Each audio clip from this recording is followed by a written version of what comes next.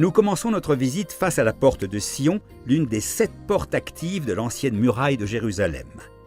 Les portes ainsi que la muraille ont été construites par les Turcs ottomans au XVIe siècle afin de fortifier Jérusalem. Au-dessus des arches se trouvent des petits balcons nommés en arabe machikouli. L'ouverture au sol était utilisée par les défenseurs pour déverser de l'huile bouillante sur les attaquants. L'abbaye de la Dormition se distingue parmi les églises de Jérusalem en raison de sa taille, sa beauté et son emplacement qui surplombent la vieille ville.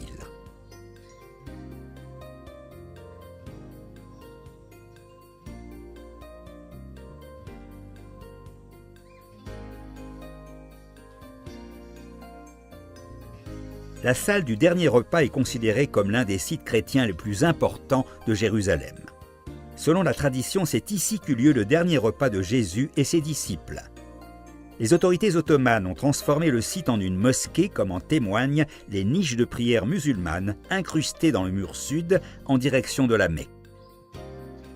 La tombe du roi David, l'un des sites juifs les plus vénérés de Jérusalem, se trouve juste sous la chambre du dernier repas, sacrée pour les chrétiens. Les carreaux colorés sur le mur sont une marque du passé musulman. L'abbaye de la Dormition est visible du toit de ce complexe. Cet endroit nous offre une superbe vue panoramique qui comprend la vieille ville, le mont des Oliviers, les montagnes de Judée et de la promenade de Armon Hanatsiv. Le monastère arménien est notre prochaine station. Ici, nous allons visiter l'église Saint-Jacques. Il n'y a pas de lumière électrique à l'intérieur de l'église, seulement des lampes à huile. Le monastère et l'église arméniens ont été construits durant la période des croisades, comme on peut le voir par le style de construction. Les carreaux bleus de céramique et les œuvres d'art religieuses sont visibles tout autour de l'église. Nous continuons vers la tour de David.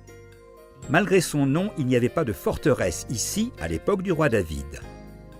Aujourd'hui, ce site abrite le musée de la Tour de David, où 3000 ans d'histoire de Jérusalem et une variété d'expositions temporaires sur divers sujets y sont exposés.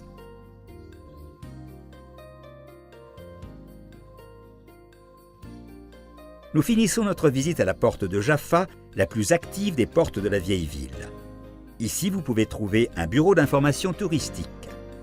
D'ici, vous pouvez également profiter d'une belle vue de la nouvelle ville qui commença à se développer il y a seulement 160 ans.